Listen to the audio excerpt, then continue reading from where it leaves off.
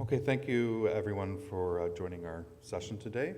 Our presentation is the Guide to Finding and Working with Data About Racism and Ethnic Bias, Finding Tools for Documenting Racism and the Black Experience Internationally, and Guides for Searching and Using Data with an Anti-Racism Lens. And so the link to our slides is right there if you want to follow along on Zoom or in the room here. So we just want to start with a land acknowledgement first, and we acknowledge with debt and gratitude to the indigenous peoples who were here before us, and recognize as guests that we respect and honor the relationship and knowledge indigenous peoples have on this land.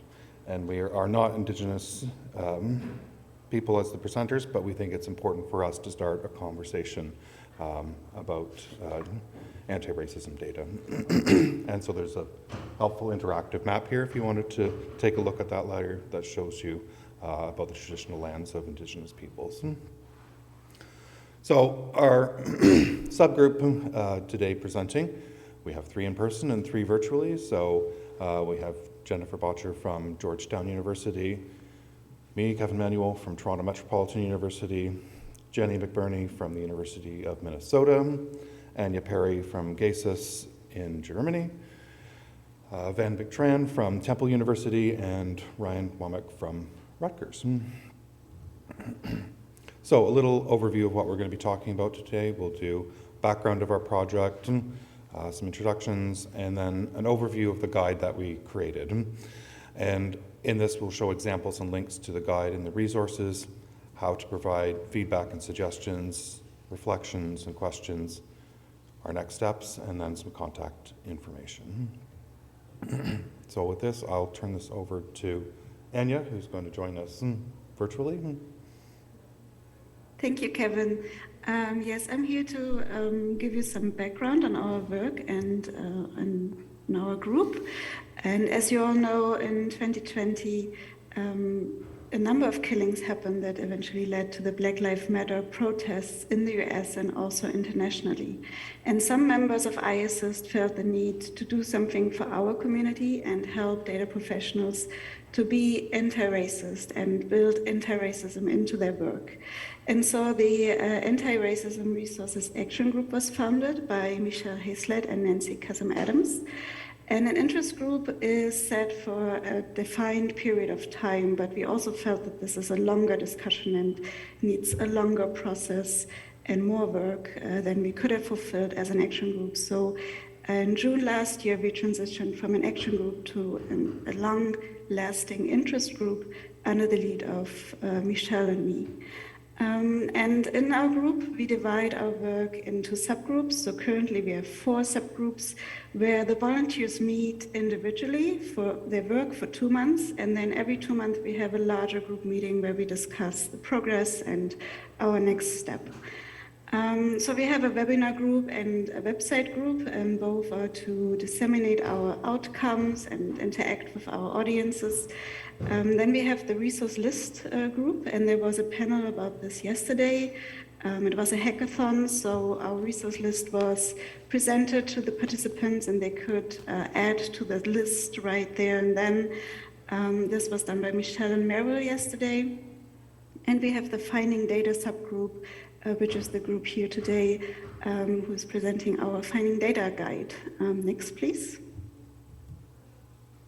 So the group charge is, as I said, we want to help data professionals to be anti-racist and to build anti-racism into their work with data.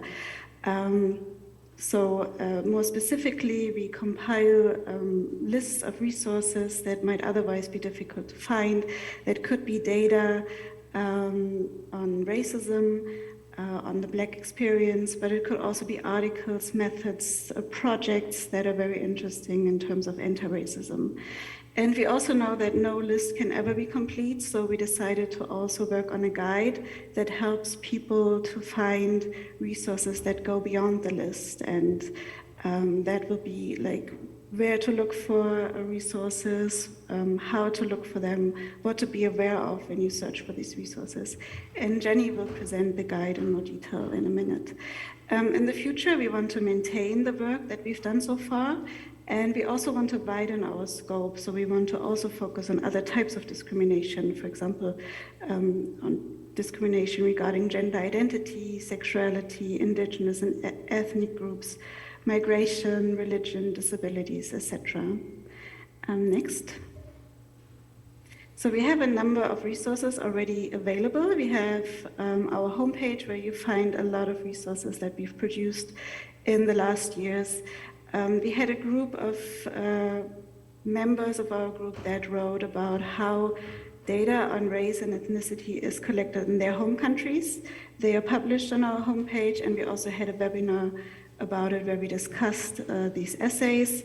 And we are looking to recruit people to write about more about their countries and keep this discussion going, as this was very important and interesting. And then we have the lists that were presented in the other panel yesterday, the data sources, but also a list for finding tools and methods regarding anti-racism. Then we have the guide that we are presenting today. I highlighted that as well. And we started a Zotero library where we collect literature on anti-racism. Next. The session goals for today are to present you the guide, for you to know what is in the guide and how to use it. Also for you to know how you can provide feedback and add to the guide. And we want to hear your experience if you work in a similar field or a part of a similar initiative, then we would like to hear from you and possibly build collaborations in this ongoing work. And with that, I hand over to Jenny. Great, thank you. Hi, I'm Jenny from the University of Minnesota. And so the first thing that I'll do is kind of give an overview of the guide, and then after the overview portion, we'll kind of go more in depth into each of the sections, and you'll hear from other folks as well, some examples and kind of what you'll actually see on the website. So the first thing to note is that we have a link on the slides. So hopefully you've gotten the tiny URL to get to the slides, or you can see it here on the screen. It's iassistdata.org/community/anti-racism resources guide. And that will take you to the current live version of the guide. What you'll see kind of right off the bat, you can go ahead and click next for me. Thank you. So right in the kind of middle of the page, you'll see these three icons, and these are really kind of laying out the structure of the guide for us. We have it broken into three sections: ethics and best practices, sources and strategies, and concepts and context. And so you can kind of click on each of these individual icons or the sections there, or click next, please. Over on the side here, you can see that there's a navigation bar that will also take you to those three main sections, and it's also kind of showing you the subheadings for those sections. So hopefully this will help you kind of navigate the guide, because it is fairly lengthy. It started out as a Google Doc and got pretty long. And then the final piece, so if you want to go ahead and click next again, at the bottom of this main page of the guide, you will see that there's a section for feedback and suggestions. And so this is super important. This is very much a work in progress. We want to get feedback from our community. If there's people in the audience who would be interested in getting involved, we would love to have you join the group and make improvements to this in the future. And so there's, we'll kind of give you more information about how to, oh, my view just changed. We'll give you more information about how to provide feedback, but definitely please keep that in mind. Okay, next please. All right, so we'll go to the live viewing of the guide later, but for now I have just some screenshots so that we can kind of talk through the main sections. So if you click next for me, right at the top of this website, you'll see the scope and purpose. And so, I mean, this is hopefully kind of clear by now as we've been hearing from everyone and as you heard from Anya, but I'll just kind of illustrate this a little bit further. We kind of wrote out a couple of main goals for this guide and what we hope that you can do with it. First, that you can find primary and secondary data and data sets kind of using the strategies in this guide. that are documenting racism and the Black experience internationally. And then also we hope that this guide will help you find tools, articles, and rubrics for building anti-racism into the process of working with data across the data research lifecycle. Then we also have some links to other resources from the interest group. As you can see, some of them, this is still a little bit in progress, so there will definitely be updates to this after the conference is finished. But for example, there's a link to the How Different Countries View Race essays and webinar that Anya mentioned earlier. Next. Okay, so now we're going to kind of talk through the three main sections that I mentioned before. And the first section is ethics and best practices. And so, like I said, you can click on that little icon to get to that page from the main page of the guide, or if you click next for me, there you go. You see over on the side, it's right there, ethics and best practices in the side navigation. So the reason that we wanted this section to be first is to kind of bring it to the top of everyone's mind. You want to be thinking about best practices and ethics right off the bat, whether you're looking for data, thinking about using that data, generating your own data. It's just really important that, especially given the topic of anti-racism and anti-bias, like we want to make sure that we're taking all of these aspects into consideration. So this is by no means comprehensive, but at least what we're hoping that this will do for you is just serve as a reminder and give you some starting places if this is something that you would like to learn more about. So we have kind of a little description of some of the key things that you should think about or that we kind of want to highlight. First of all, researchers should be thinking about data sources' terms of use, and that can be different for different institutions or different users. So you'll always kind of want to be aware of that when you're approaching a data set. You also want to think about following best practices for personally identifiable information, thinking about de-identification, data security, of course, thinking about institutional review board requirements and all the principles of benefits and harm reduction around that. And then, of course, any laws and regulations on data privacy or data collection that could impact where you are located or where the data set is coming from.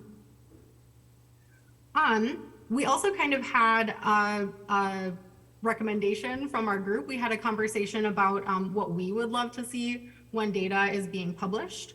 And so we, as a group, just kind of recommend that it would be really great if when you all or when others in our community are publishing data, if you can also make that available separate from the reports that are coming out, and if you can encourage other folks that you're working with to do that. This is going to make it more findable. A lot of times people will just publish a report and then we have to read through all of that and kind of pull the data out and maybe like recreate tables and things like that. If both the report as well as the underlying data set are published kind of separately, they link to each other, they cite each other and refer back and forth, that's just going to make things a lot easier to find. So just a little thought from our group that we'd love everyone to be aware of. And then below this kind of introductory section, there's just a list of different resources, articles, guides. They're not in any particular order, and again, not comprehensive at all, but this is just kind of a starting point for anyone interested in this. So if we can go to the next slide, I'm just going to briefly mention 3 examples, just again, kind of randomly selected from our list from those ethics and best practices resources. And we don't need to click on these to go and look at them, but I'll just kind of briefly explain what these 3 are. And then you're certainly welcome to explore these on the other resources later on. So the first one I wanted to highlight is the University of Minnesota Library's Conducting Research Through an Anti-Racism Lens LibGuide. I'm a little bit biased because University of Minnesota, but I feel like this is a really great resource. My colleagues who have created this, did a lot of research. They they found lots of different resources and guidance, and they're kind of talking about how to approach research from an anti-racism lens, like at all different points of data collection and analysis and all of that. So I definitely recommend this as a good starting point. Another university resource that is really great is the University of Pennsylvania's Toolkit for Centering Racial Equity Throughout Data Integration. What I really like about this one is that it kind of breaks things down again through the different steps of the data life cycle. And then there's also some activities, like toolkit activities, they call them, that you can kind of work through and either just learn from or like apply to your practice. And then there's lots of, additional information in the appendices. And so it's just like a wealth of information. And I definitely recommend taking a look through that for ideas. And then the last one that I have highlighted here is this particular article that is more of an illustration of the kinds of things that you could find out there depending on like what your specific role is. So for example, if you are a GIS professional and you would like to learn more about how to apply this to your specific work, this article would be a great place to start if you haven't read it yet. So the role of the GIS professional in issues of equity and social justice. Certainly super applicable to, I'm sure, a number of the folks in the audience. And then there's other articles and things out there providing guidance, kind of depending on what your particular position is or what the work is that you do. So finding, resources like this or like other people that you can talk to kind of in similar positions to you and just kind of figuring out what are the best practices like for my specific role. And I think now I will hand it over to Ryan to talk about the next section of the guide. Thank you, Jenny. I'm noticing with this screen view that we are having things popping up in the chat. Is there anything that we should address now before the Q&A, just out of, or we will address other things in the Q&A? Okay, great. So I just wanted to repeat for people who want to get to the slides and follow online that you can get to the slides at tinyurl.com/IASSIST-C2. That's the session numbers, IASSIST C2 slides, and that will take you there. So the section on concepts and context is designed to give users of various different levels, new data users who might be familiar with one area but not another, a place to go to learn about all of this special terminology and things that we are familiar with in the data world. So to give a place for that advice that gives the user the tools to interpret the data sources that they're going to find. And so we have divided that into 5 sections, which are listed on this slide. I'm going to toggle over to the page itself and look at our concepts and context page to walk through this briefly. So we start out with this idea of, so this is another area, like as we were emphasizing, that feedback on this guide and contributions to this guide would be great. So these are issues that occurred to us in creating the guide, but they may be far from complete. So just to run through these, explaining to new users, I'm looking for data. Well, what does that mean? Are you looking for summary statistics? Are you looking for a large data set of microdata that you can use to run various kinds of analyses, and to give some people some guidance on what that means, how to search for those things. There's a section here on access to data, right, which is this issue that particularly applies to minoritized groups who are have various limitations on the data that's been collected in the past, or the size of the data sets that have been collected, or the potential use of the data sets because they may be sensitive. Again, that may be new to people, so explaining things like going through a restricted data process, respecting confidentiality. These are all things that we want to allude to and give people some links to explore more. If you're not saturated in the library world terminology, you might not be thinking about things like controlled vocabulary or subject headings. And we also wanted to explain that, to think carefully about the kinds of terms that you want to be careful of searching, and considering how terms may change from over time and in different locations, the context of those. So that links to some of our essays on how different countries view race, and linkages to various places you can go to find more information on subject headings, including suggested subject terms for different contexts. So this is, again, someplace you might look at this guide and have some great suggestions for us to pull in additional material.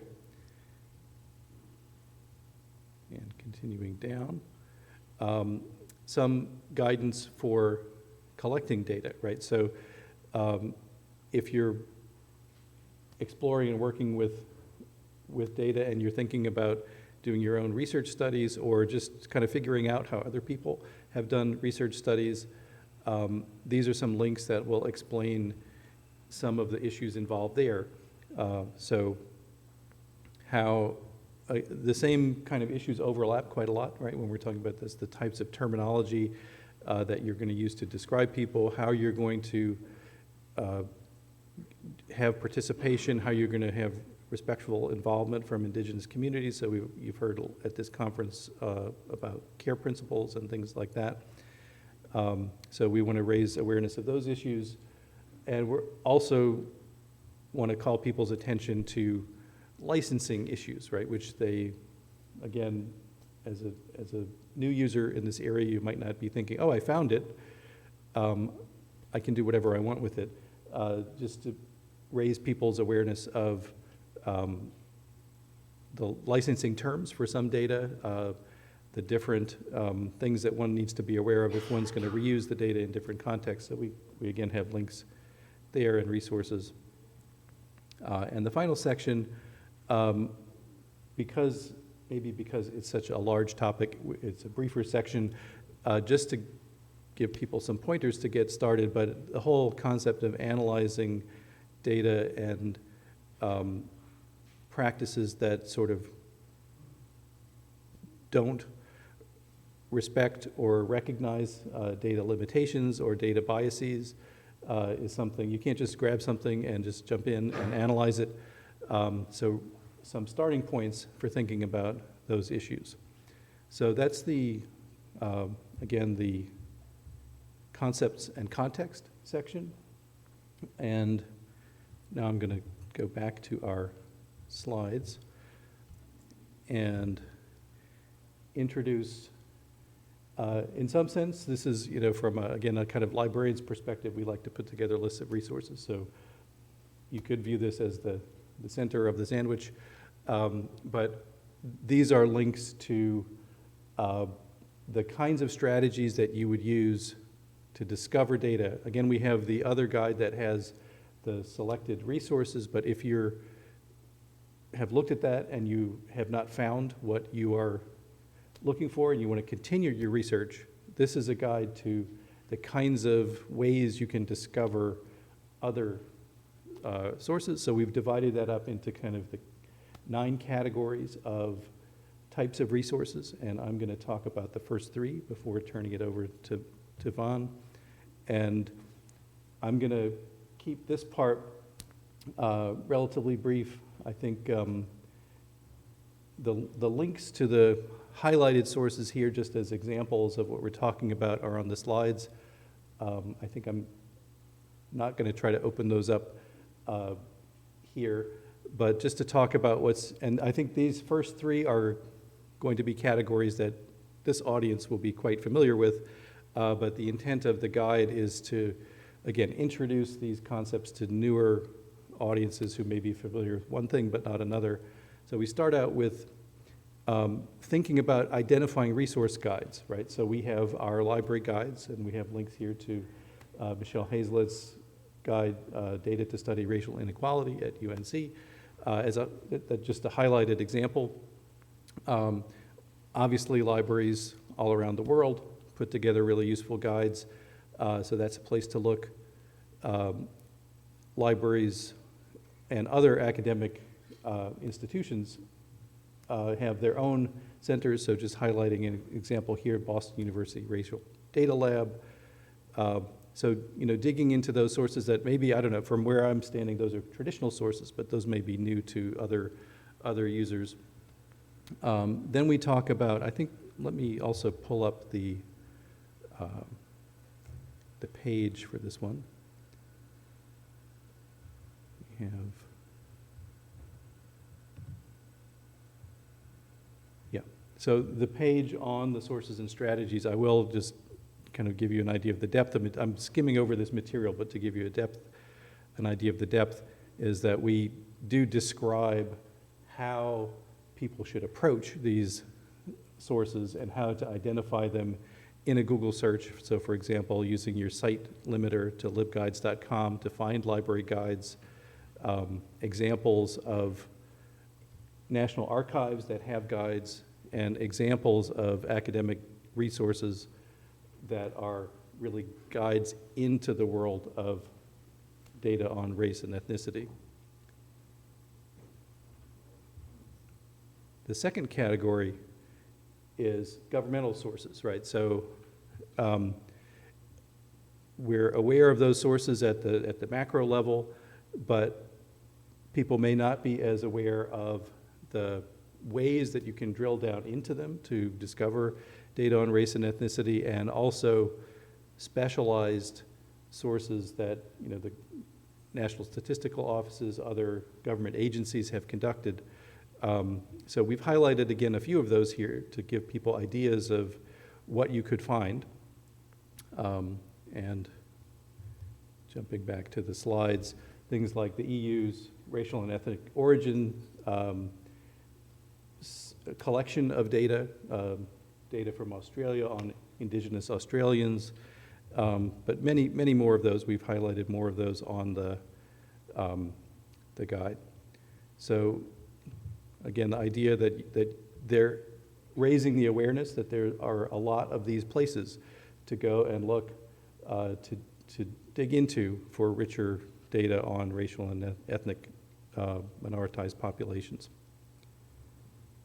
And again, very familiar to this audience, the third category, data archives and repositories.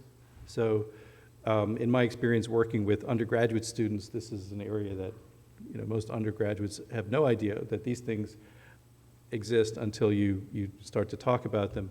So, but are the kind of the heart of our IASSIST community. So obviously things like ICPSR, but highlighting the specialized collections like the Resource Center for Minority Data in ICPSR, and at other archives around the world. The guide explains how to search in the CESTA catalog for these kind of topics, and we highlight some things like UKDS's topical collection on ethnicity. And again, I'm sure this audience has great suggestions for like other things that we should be talking about in these guides and other ways to approach this. So we would certainly welcome those suggestions and contributions. So I'm going to go back to the slides here, and I'm going to turn it over to Vaughn for the next sections in our guide. So the three sets of sources I'm going to cover will be commercial databases, and then think tanks, and meaning different policy-oriented research centers. They can be governmental, non-governmental, educational institutions, and then educational research centers or nonprofit research centers and non-governmental organizations. There has been a trend toward more community-based organizations being supported to collect data in the community. So there's a range of new organizations there. And then we're also going to talk about funders and grantees as a source for getting data. So I'll go on to I'll go live right now. All right, so the commercial databases we have, let me get here. We have most of these databases you find in libraries, and they are subscription databases. But some of the databases have a free version or basic version. For example, Statista does have a free version, and I just entered, it's based on keywords. It doesn't have a control vocabulary. I just entered police shootings and race as a term. That's why we suggested having control vocabulary and suggested words, because then you can go to these databases and sources and enter those words, and this is what you get. What is nice about Statista is you can pretty much get any statistics. It's just a really good source. Even the free version, you're able to download some basic data. But I think that also the other value is that it will, not on the commercial, on the free version, but on the subscription version, it will tell you the source. So you can go to the original source for more data as well. So that's, again, this is free, but the libraries will have the full database and different type of format. Another database, and there's several of these that the library has that collects public data and then has its own interface and add value, such as JS mapping to in the database itself. This is Sage Data. You may have known it as Data Planet, but it's just rebranded to Sage Data. And here, again, just using that term, this is hate crimes, for example, and you can see that you can come in and filter by race. And for a lot of government, US government data, it's based on the Office of Management and Budget race definitions. So there's like 6 standard categories. So you have, and that's what tend to show up in the statistics reports. You have American Indian, Alaska Native, Asian Pacific, Black, and so those are the groups that tends to appear in these things. And it's harder to disaggregate at subgroups. Okay. And what I don't have here is Web of Science, but that's, so Web of Science, it's known for indexing. And you get the journal impact, and it indexes millions and millions of records across all the different disciplines. But it has a database called Data Citation Index. And your library may or may not have that subscription, but if you do, then you're able to go in there and search across all the different repositories, such as Dataverse, ICPSR. It brings all that together. If we have time later during the Q&A and you would like to see a demo, I can go onto my library site and show you that. Now, the other thing is to know about the guide itself is that initially we're focusing on the Black experience in the United States and internationally, and looking at anti-racism. So some of the examples we'll be giving to you today and on the guide is oriented toward that. But the strategies themselves, though, can be used to look at other kinds of discriminations and other perspectives as well. The also mentioned this yesterday, I think we heard about the opinion polls, and that's also a source. And you have the Roper opinion poll as one area, but you heard Kathleen explain that the sample size tend to be too small to disaggregate, even for Black American. But there is a special poll for Latin America, and we do have the link to that. Let's see. And you can check that out. You can open the link and see that. So that's particularly on Latin American, and that's the public database. Okay, so on here, we also listed other databases like ProQuest Statistical Insight.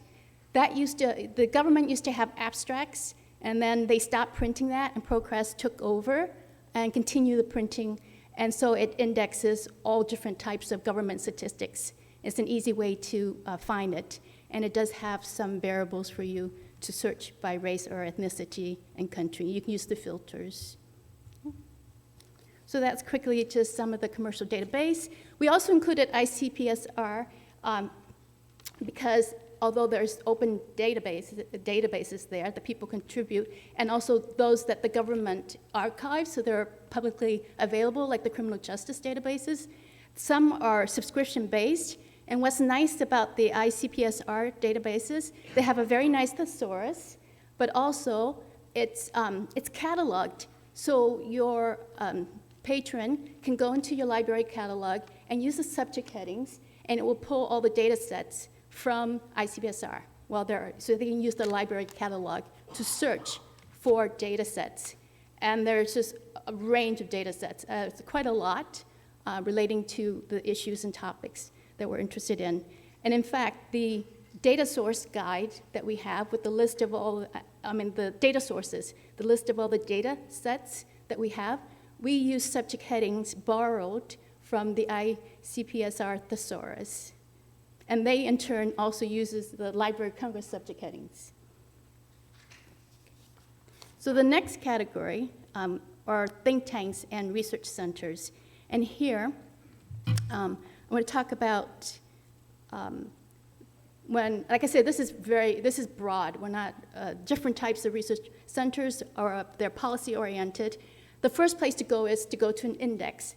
And if your library has it, then you would want to use the Gale directory, library databases. It will index US international research centers and different type of research centers, and they have subject headings or categories. So if you wanted just organizations that are criminal justice or discrimination or racism, you can then use that as a subject matter to only search for those organizations. If you don't have access to subscription databases, then you can try the Open Think Tank directory. And again, they have a topic, law, justice, and human rights, the organizations that deal with that. Let me see if I can enlarge this. Is that better? Yeah, okay. All right, so just going down a little bit that. All right, so then there's also a global index of different types of think tanks. And the International Science Council has a membership list of different international organizations. So like I say, although we're focusing on mostly right now because of members and what we started up, this is a way to get to other international sources.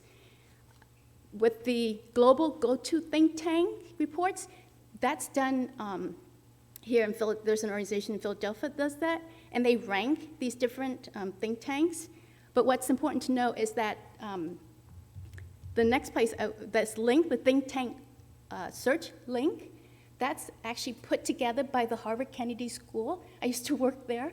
And so what Harvard Kennedy School did was take all the URLs that were in the report on think tanks, and these were reputable think tanks, so there's over 1,300 URLs, and use a customized Google search to put all the URLs there.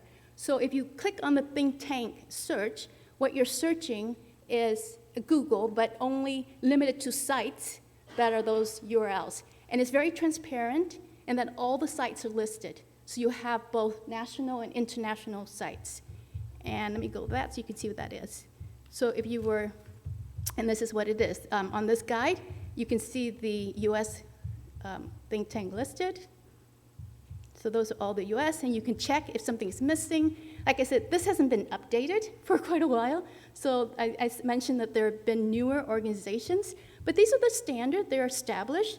And my experience is that that students have always had luck.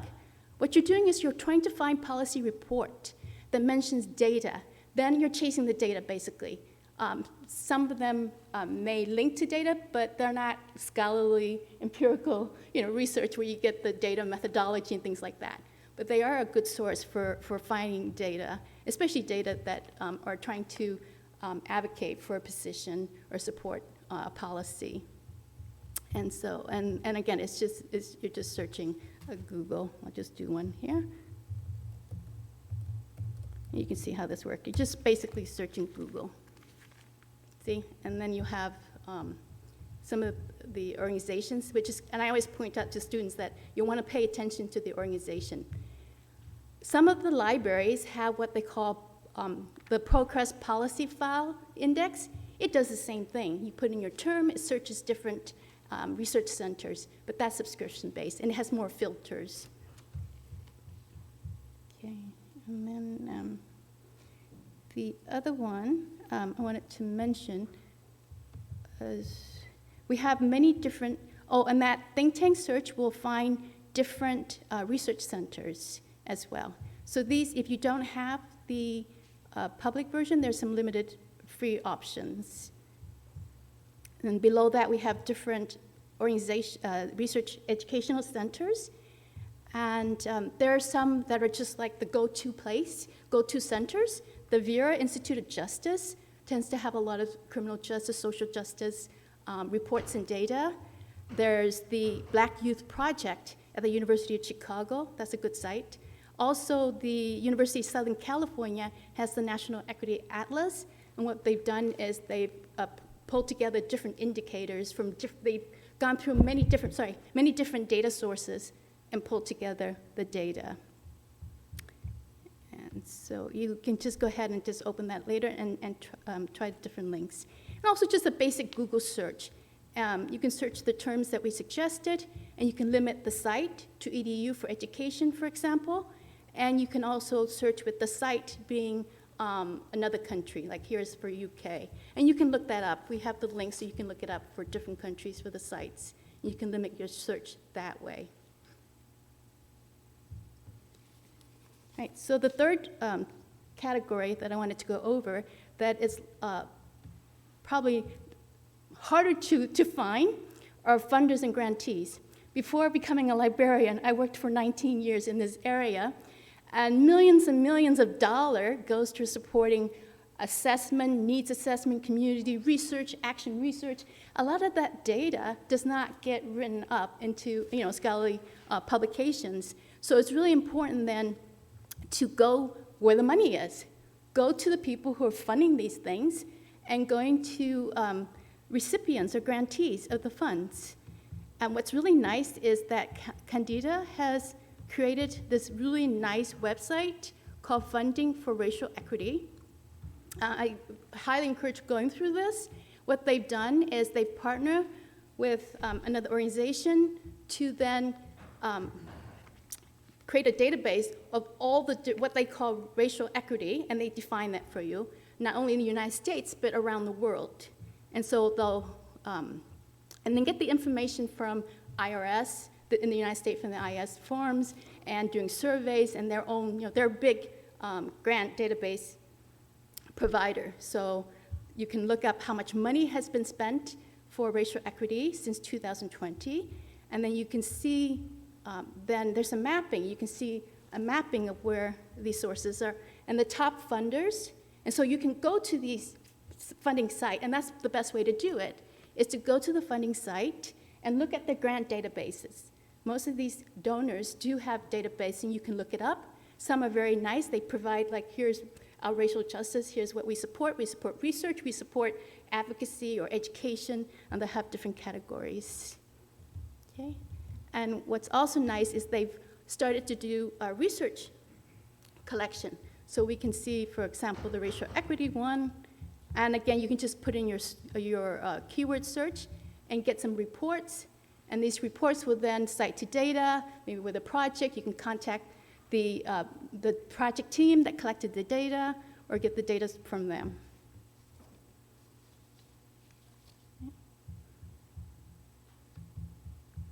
So the other important funding source is the government itself. Government in the United States, this is going to be even more important now that beginning in January of this year, the National Institute of Health required that all grants or proposal for funding share data. So you have to develop a data management plan, and you have to share that data. So that makes it available. Of course, they have exceptions for protecting confidentiality, since personal identifiable data, but it will provide more for that. And you can use we have a link. It's the Spark. There's a link here that you can go to right there. Oh, that's the National Institute grant information for the UK, there is the Economic and Social Science Research Council. They too require data sharing. And you may know from your own country, or you may also know other sources, and we hope that you will let us know as well. But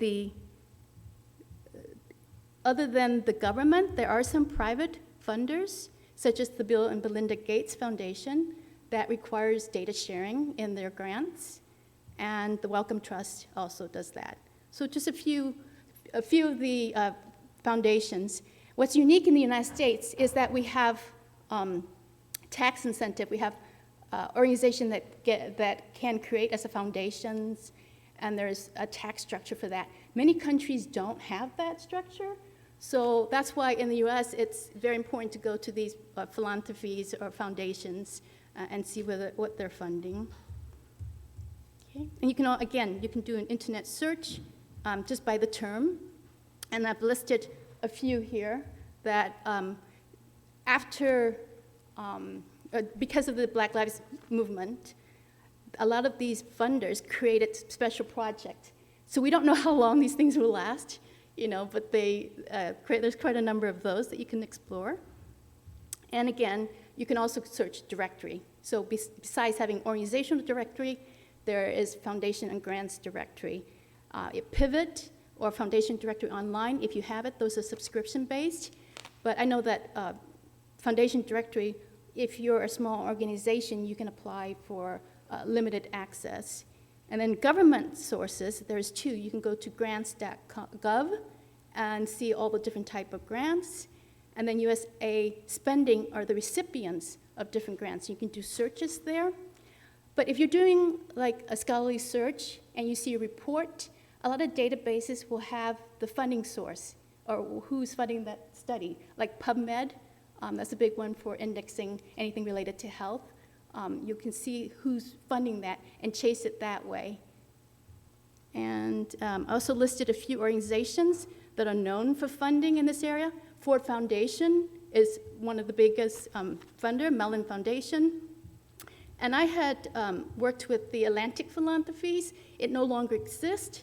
It gave away $8 billion and ended in 2019, but it exists in the Atlantic Institute, which it created, and a network of Atlantic Fellows, and their whole mission is to lead to social change, and they have racial equity, health equity, social and economic equity. So that's a source that you might want to go and see who among the fellows, what they're doing.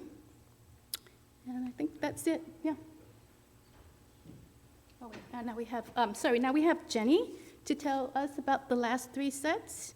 Yeah, and if you could run the screen for me, that would be great. So if you can just scroll down, so number 7 is visible. Yeah. Oh, you can stay back on the. Oh, well, sure. You want this first? Yeah, we can start with this. So yeah, so I'm going to talk about the last 3 of the sources and strategies. And so these are all kind of about different types of publications and social networks. And so let's just go ahead and hop over to the guide itself. Okay. And we can look at that. So number 7 is, yep, up just a little bit, there we go. So scholarly works. This of course is going to be super familiar for a lot of folks in the audience, but academic publications are a really great way of identifying data. In some cases, researchers will be doing their own research and then they'll be generating their own data and then publishing that information. In other cases, they're going to be using secondary data, and maybe you want to track down that secondary data. Of course, as a lot of us know, for many years, and even still today, there's not always been great standards for citing data, and sometimes folks will not cite it adequately so that then readers can go and find where that data came from. So sometimes you have to do a little bit of like sleuthing, digging to figure out where that data came from, especially if it's a secondary data set. So we just had some suggestions for tips of, checking in the notes, checking in the bibliography, thinking about, reading through the method, seeing what clues you can get if it's not cited directly. Let's see, other tips might be looking through particular images. Sometimes the only hint you'll have of where the data came from is just like the little subtitle of an image in a particular article. So yeah, again, just making sure that you're kind of covering all your bases when you're looking for a data set. Or of course, you could reach out to the authors if need be to figure out where did you get this data. Sometimes authors might have sort of supplemental information posted on their own website, or they wish they might advertise in the article, or they might not, and so it might be worth looking up to see if they kind of have a page where they share about their research. But then other strategies, of course, Google Scholar is a great resource. You can use Open Door to find open repositories. Yeah, just thinking about public access, especially for those of us coming from either smaller or less well-resourced institutions. Local universities often will have public access, and so folks can, visit something that's in their area and kind of get access while they're there on campus. So yeah, just kind of thinking through what are the different ways that you could get a hold of scholarly works that are relevant for the type of data that you're looking for, and then how do you actually track down that data. Let's scroll down to number 8. So very related, of course, a lot of data can also be found cited in newspaper articles, magazine articles, trade publications, especially if it's something that's in current events, something that's happening right now that is getting a lot of media coverage. Kind of similarly to the scholarly works, sometimes journalists will do their own research and kind of create their own data sets and then either make that available or less easily available. Other times they're, getting their data from a particular source and just kind of referencing it. And again, sometimes they do that better or worse and make it easier or harder for you to actually track down where that data came from. I've definitely had experiences where the only reference in an article to the data set that I want is, a study from researchers at the University of Minnesota says blah, blah, blah. Like, oh, okay, I know the institution, I know the topic.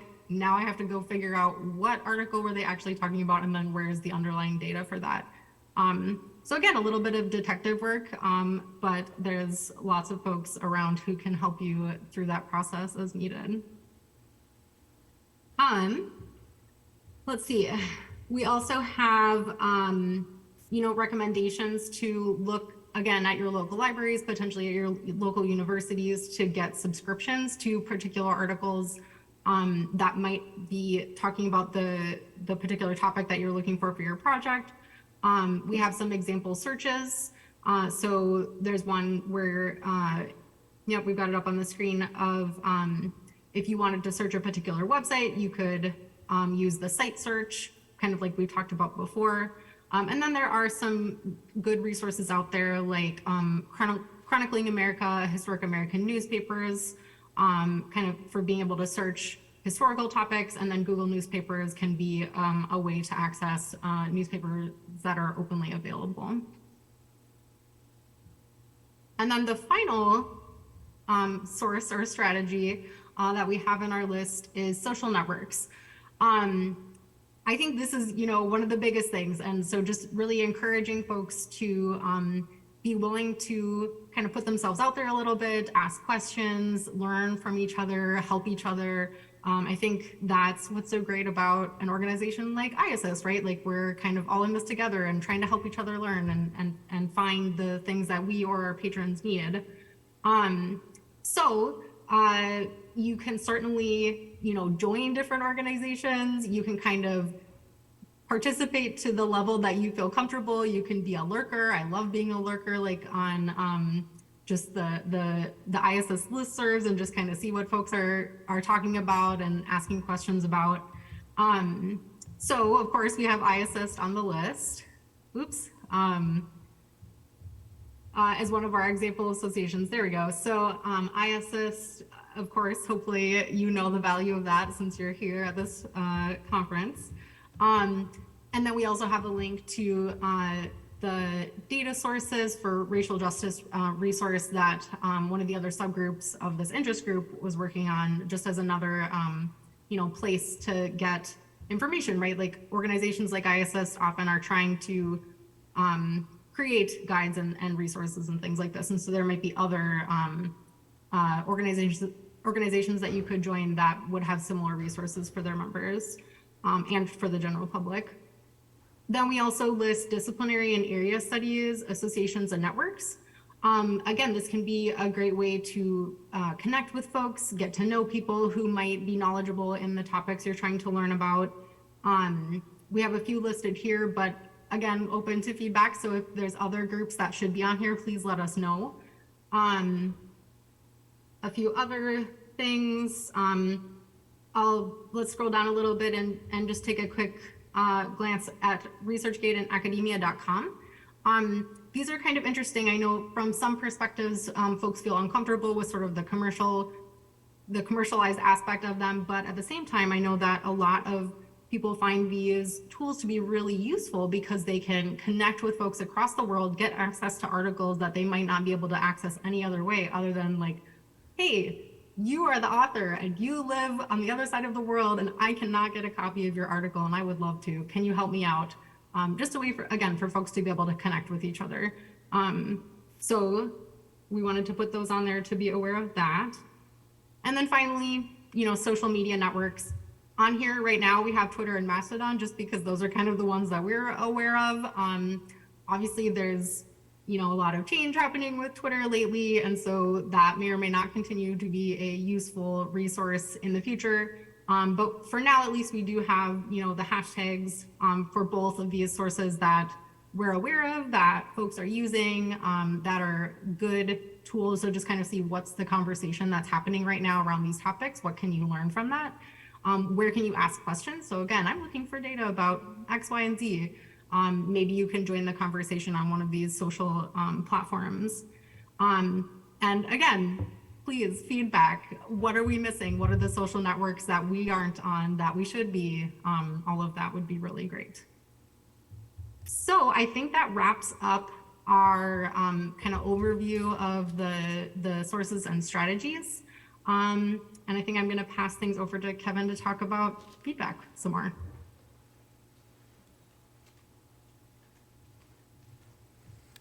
So we would really appreciate any feedback or suggestions that you have for us, especially about data sources, different strategies, and other techniques we can use for finding all forms of data, whether they're harmonized microdata, and especially data that's inclusive, and information as anti-racism resources.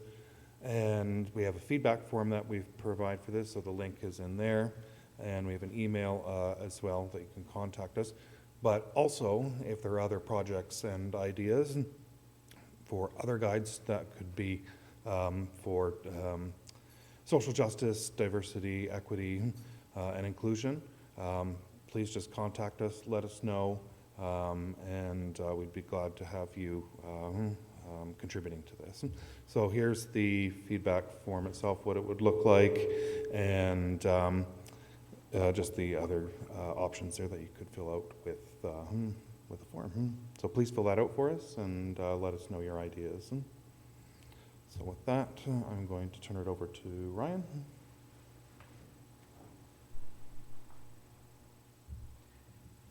So we'd like to use the remaining time for a more open-ended discussion. We have some guiding questions, but we don't really have to stick exactly to this script.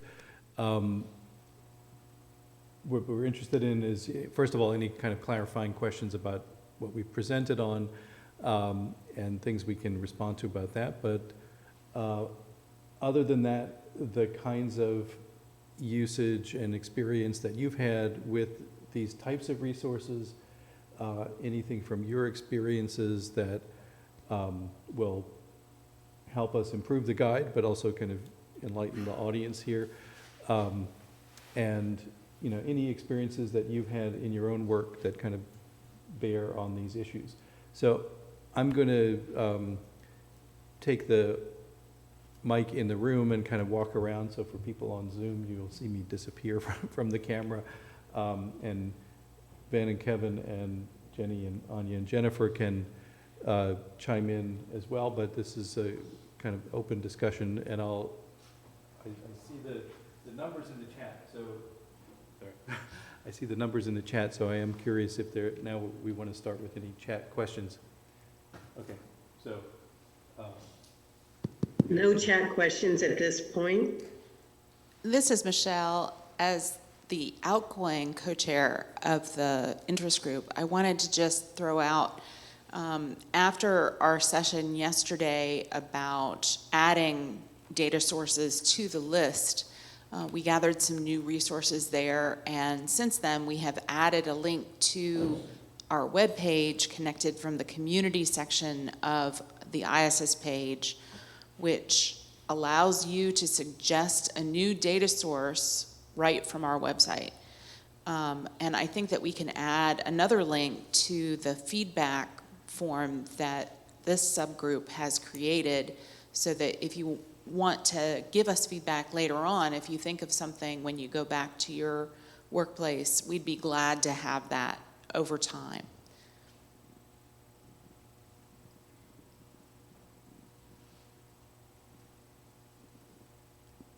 Yeah, so at this point, kind of open it up to any questions on these themes.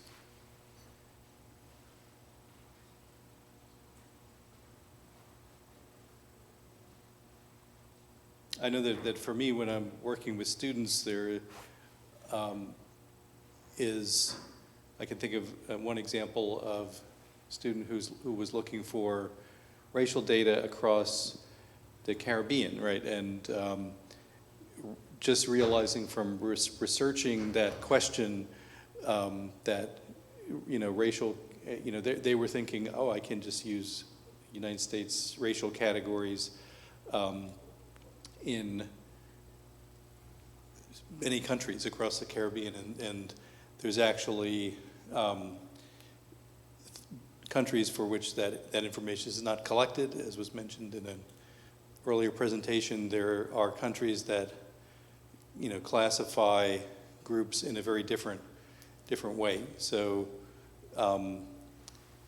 often, I guess in my experience, I'm dealing with students who are looking for quick answers in a lot of ways to things, and it's kind of striking the balance between what we can provide them quickly, but also educating them about what you're looking at means, and you have to be careful. But in a way, it's a way of imposing American categories on other places if you just kind of jump in and start using sources in a naive way, right? So that would be something that I think I've experienced. Does anyone have other stories, or either stories or when you see the kinds of resources that we have put together, do you see what thoughts pop into your mind, things that we're missing? Yeah. And you can introduce yourself and your institution when you take the mic. Hi, my name's Ben Lieberson, and I'm the Mapping and Geospatial Fellow at Penn Libraries. And I noticed that you started off with a land acknowledgement with a map of nativelands.ca, which is a website that I've used a lot for getting a clearer picture of which groups lived where and what languages are spoken where. This is a website that, for those of you who don't know, is in part community-generated data, so it reflects the people that are contributing the data in large part and their expertise. And this is really a great model for that I hope expands. But one of the limitations of it is that it really focuses on Canada, United States, and I believe Australia and Oceania. Outside of those areas, it's really hard to find this quality of data. And I'll say that this is very good quality data. It's better than most of the maps you'll find on Wikipedia. It depicts uncertainty in a way that a lot of maps don't, and overlaps.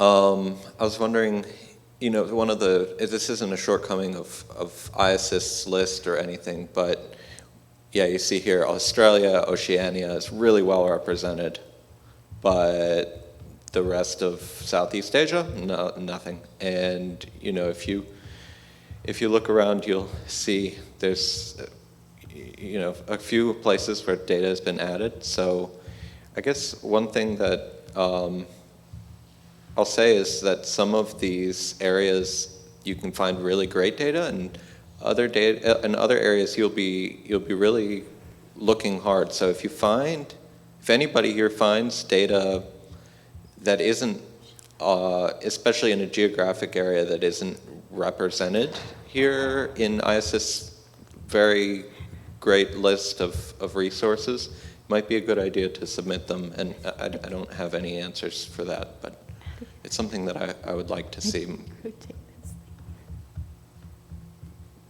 Yeah, that's a great comment. And what it makes me think of is we're seeing colonized areas, right, represented on that map by certain colonizers, right, and other countries like Papua New Guinea is there, is not part of the Anglo-cultural sphere, right? So that's perhaps why the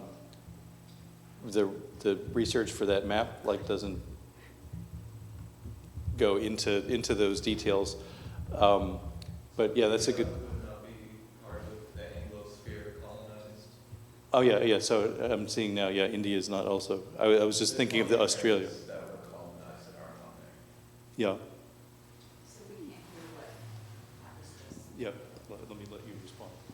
So there's lots of areas that were colonized, including in the Anglosphere, that aren't on there. So it's a great data set and a good model, but I hope that more areas can be represented. Yeah, that's true. I was just thinking of the image of Australia that we saw briefly there. But yeah, that's definitely, your point is well taken. So, that's one issue with all of these resources, right, is that they are often coming from this institutional perspective that has blind spots, and that's what we want to work our way around to the best we can, and why we need as much feedback as possible. I think also your example reminds me, I think people may have heard it in other sessions, but this initial phase of this group's work, and as we discussed earlier, was focused on anti-racism, but the group is expanding its field to diversity, equity, and inclusion issues in general. So other topics like indigenous representation and things like that are definitely part of the things that we want to expand coverage to. See if there are other questions. Thank you. I'll just add a little bit to this conversation before I add another. Yes, I'm about to. Before I add another couple comments. My name is Scout Calvert, and I'm a research data librarian at University of Nebraska-Lincoln. Most of the world was colonized at some point or another by the British Empire.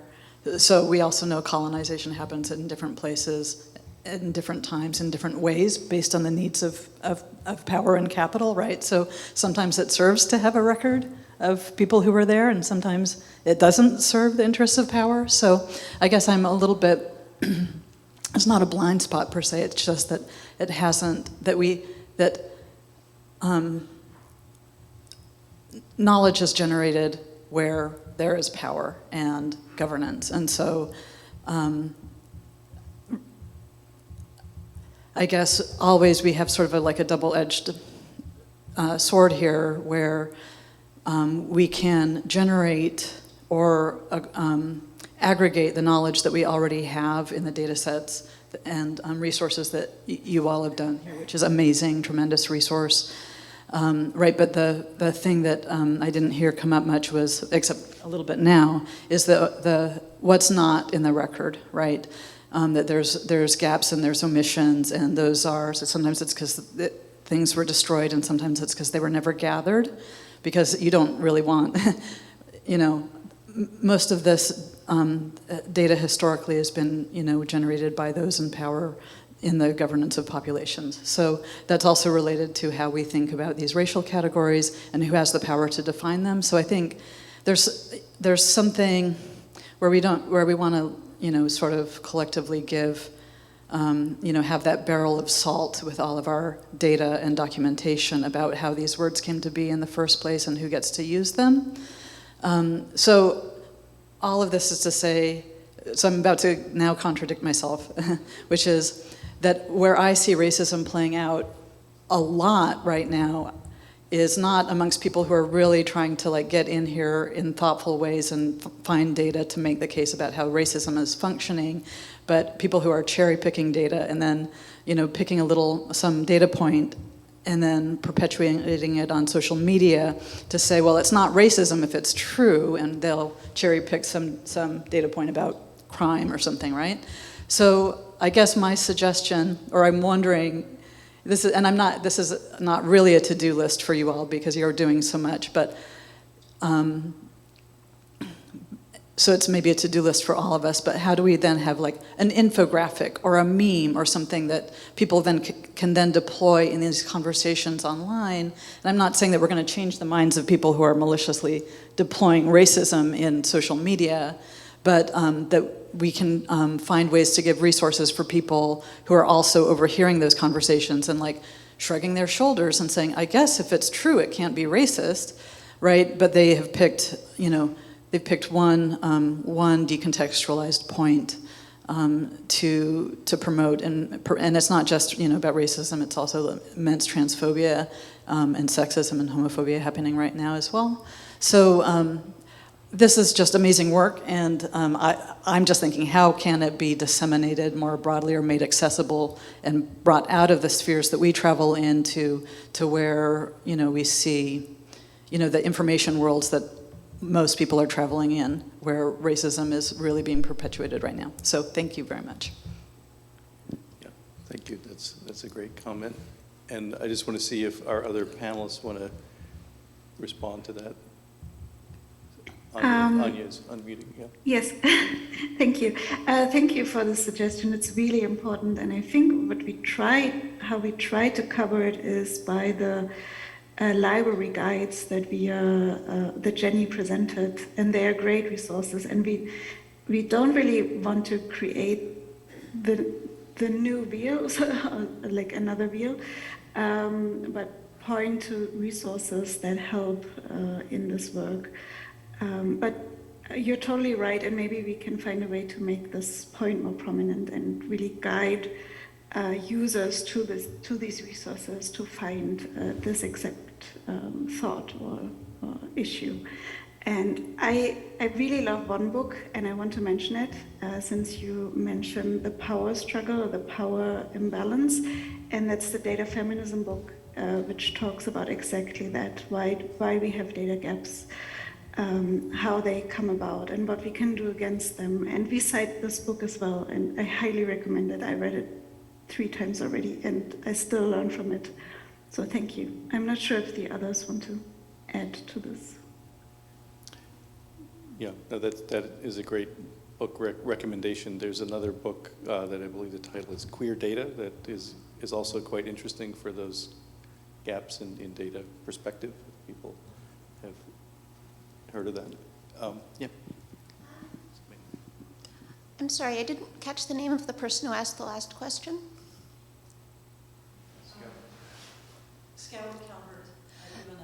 Okay, I thought that was a really great comment, and I'm sort of just mulling over in my head, what would you do about that?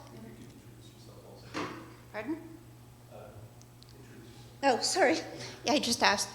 I'm Christy Thompson from Western University in Canada. And my first thought was that would be impossible because everyone is coming up with new, insane, racist things that need to be countered continually. But then it occurred to me that there's a lot of us and we're coming up with counters to them also continuously. So maybe what there needs to be is an archive that everyone can go to where we can share snippets and pieces and infographics that are easily digestible and can be reused in all sorts of different contexts and ways. And then I thought, wow, that's a lot of work and I better stop talking.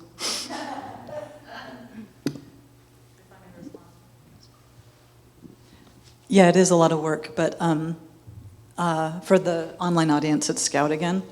But there are people who spend their time just making memes and stuff. Like if you like stuff on TikTok and Instagram, like people have time to do this. It's always, and I'm so grateful because I get so much, entertainment from it. But I think a shared meme bank of like, oh, it looks like you're cherry picking data again, or whatever, right? So, and they'd be deployed in these really for people who use social media in a very social media way, but yeah, I do believe that we can do it together. Yeah. We've got a new working group on that. Yeah, the meme working group. Yeah, and that's absolutely a possibility is to keep adding groups and do some very interesting work like that for a while. Other comments? We have an online question. Yes, go ahead, online. Okay. Sorry. So there's someone who posted an online question. I'll just read it off here. They say, does the guide address the need to question the ethics, how data was collected, and if it can and should be reused? I can just start to answer that question and then other folks can chime in. That's a really important thing to talk about, and it doesn't address it explicitly, but it does link out to a number of resources. Again, kind of like Anya said, like not reinventing the wheel. But so two of the resources that I pointed out during my portion of the presentation, I think are really great ones to take a look at for this. The University of Minnesota LibGuide about conducting research through an anti-racism lens has some information about this, as does the University of Pennsylvania's toolkit for centering racial equity throughout data integration. That one in particular, that second one, we could go look at it actually since you've got it up here. Are you able to click on the link? Yeah, I think so. Yeah, thanks. They have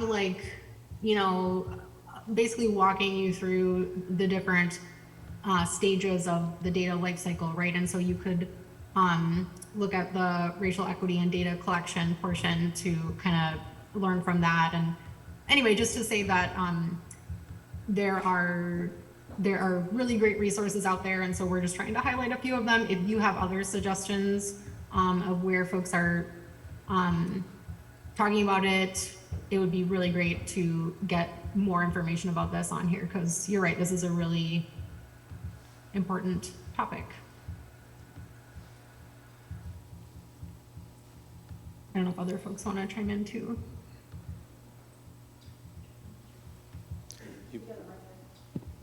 You can use your mic.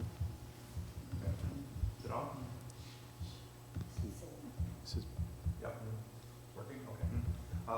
I just think it's important for us to think about our keynote speakers and what Eric said to us is that we use our expertise to promote social justice, and that we are the ones with the knowledge and the information to combat prejudice and bias.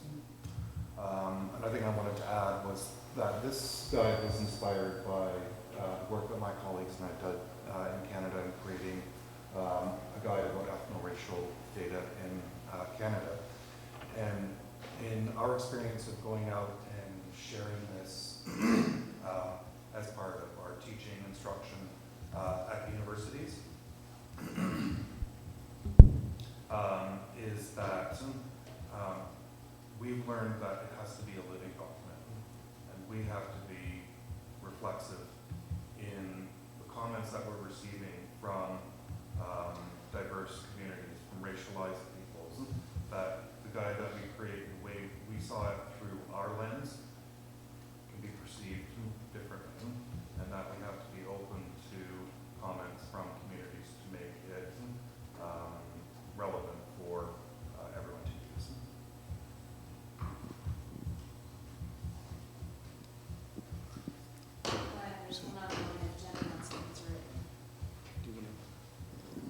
Jenny, if you want to go ahead and answer the, oh, I'm sorry, Jennifer. The one online. I couldn't hear the question very well. Can somebody? No, just read the one online. I thought you claimed it.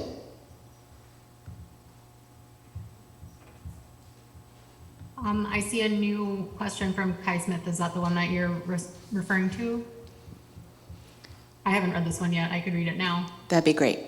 All right, to add to Scout's comment, you could think of creating something like what North Carolina State Board of Elections has done with myth busting and misinformation for data myth busting.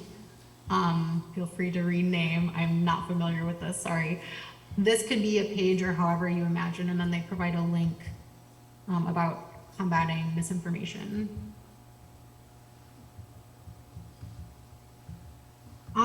Yeah, so perhaps this comment is about having more about like misinformation and things on the guide explicitly, in addition to more explicitly talking about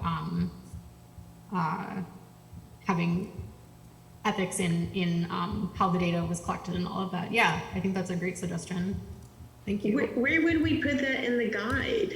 Would it be under ethics, or, because we were talking about where to find accurate information, not the myth busting or counteracting for science.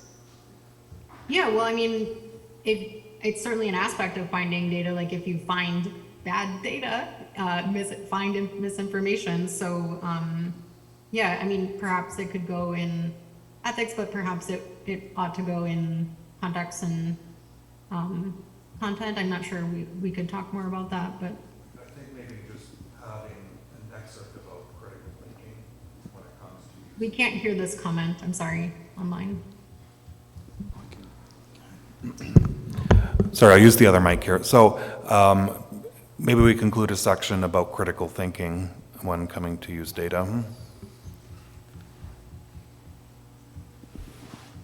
Yeah, and again, I think there's flexibility in forming new groups and redesigning the guides. You know, this is an initial effort, and things can be reconfigured and added to as we go along. Another online question. This is a comment from an anonymous attendee. I would advocate for this to be made more prominent and explicit. It's easy to miss a link, and people need to think about data reuse, not just collection. Thank you for that. So we'll take that on board and think of ways to do that.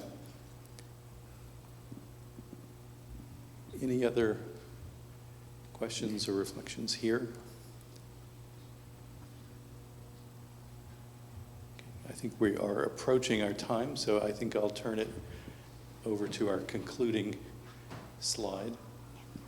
Oh, yeah. So what are the next steps? What can you do? We've talked a little bit about that already. So you've got great ideas. Give us suggestions, and you can go ahead and use the feedback form that we have. If you're not a member of IASSIST, highly encourage that you join us and continue the conversation with us.